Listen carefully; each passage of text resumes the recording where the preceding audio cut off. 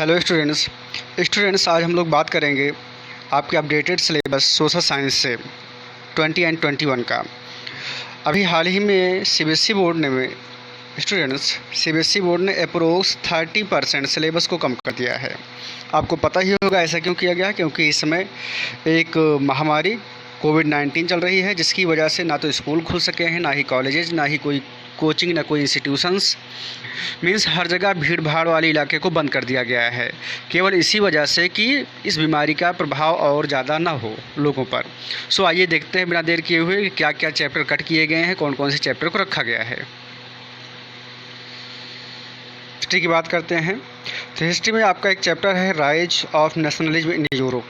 ये बहुत ही important chapter है और इसको रखा गया है इस बार बोर्ड ने। इसके बाद जो आपका सेकंड चैप्टर है, जो कि बहुत ही इंपॉर्टेंट चैप्टर है, आप लोग देख रहे होंगे स्क्रीन पर आपके, ये आपका है नेशनलिज्म इन इंडिया। ये भी बहुत इंपॉर्टेंट चैप्टर है और ये भी बोर्ड में आएगा। इनके अलावा जो कट किए गए चैप्टर हैं वो इसमें नहीं शो किए कर रहे हैं। अगर आप स्टूडेंट्स देखिए तो यहाँ पर एक चैप्टर आपका है the making of a global world, chapter 3 होगा आपका, और एक आपका है द एज ऑफ इंडस्ट्रियलाइजेशन। तो यहाँ पर ध्यान दीजिएगा कि इन दोनों चैप्टर में से कोई एक चैप्टर आपका टेस्ट में आएगा, मीन्स पीरियोडिक टेस्ट में आएगा। ये आपके syllabus means UP CBSE board के सिलेबस में बोर्ड में नहीं है, क्लास 10th में बोर्ड में बिल्कुल नहीं है। ठीक है स्टूडेंट्स, तो इट मीन्स हमें समझ सकते हैं, यहाँ पर लिखा ही गया है, देख लीजिए आप, कि any one theme of the following the theme selected should be assessed in the periodic test only, केवल पीरियोडिक टेस्ट में आएगा, and will not be evaluated in the board exam. Means ये दोनों चैप्टर जो आपके सामने है, the making of global world और द एज ऑफ इंडस्ट्रियलाइजेशन, ये दो चैप्टर आपके बोर्ड में नहीं आएंगे।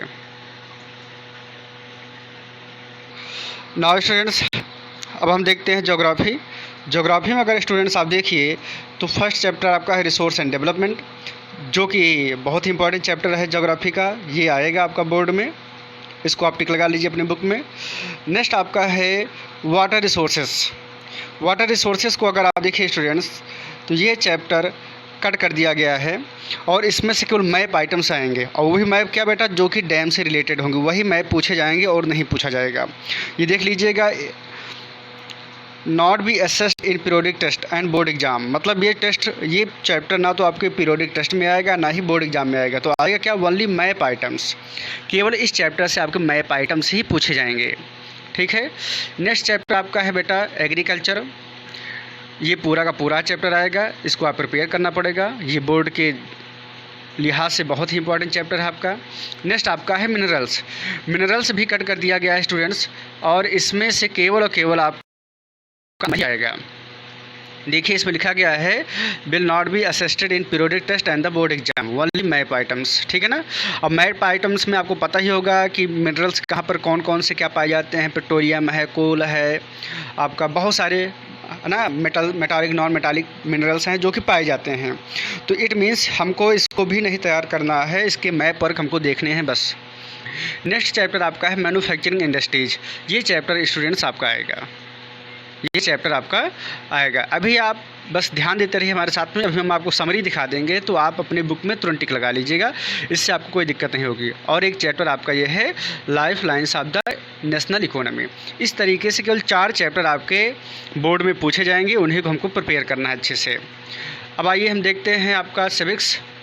स्टूडेंट्स सिविक्स में अगर देखा जाए तो आपका पावर शेयरिंग चैप्टर आ रहा है, सेकंड आपका है फेडरलिज्म, वो भी आ रहा है। नेक्स्ट आपका है पॉलिटिकल पार्टीज, ये भी पूछा जा रहा है, और आउटकम्स ऑफ द डेमोक्रेसी।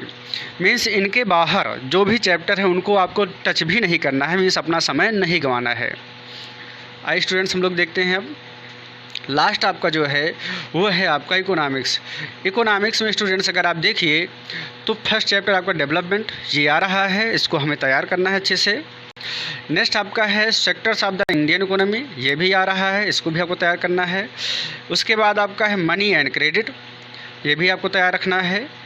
और लास्ट जो चैप्टर आपका आ रहा है वो है globalisation and the Indian economy.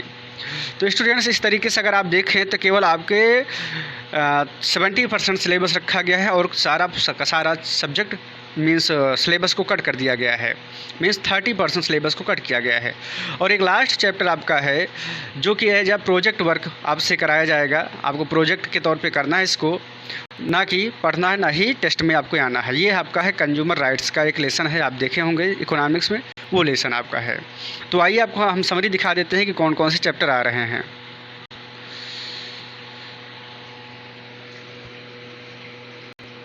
आप अपने सामने इसको स्क्रीनशॉट आप ले सकते हैं इसका।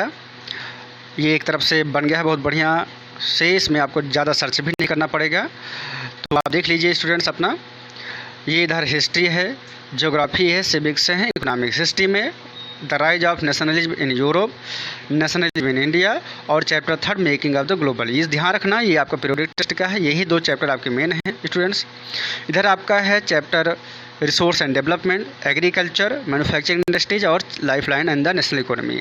सिविक्स में आपका पावर शेयरिंग है, फेडरलिज्म है, पॉलिटिकल पार्टीज है और आउटकम्स ऑफ डेमोक्रेसी है। इकोनॉमिक्स में डेवलपमेंट है, सेक्टर्स ऑफ इंडियन इकोनॉमी है, मनी एंड क्रेडिट है और ग्लोबलाइजेशन है। तो इस तरीके से स्टूडेंट्स इसकी आप स्क्रीनशॉट रख लीजिए।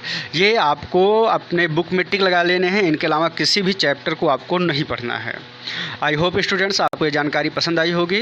Please like my video and subscribe my channel. Thank you students.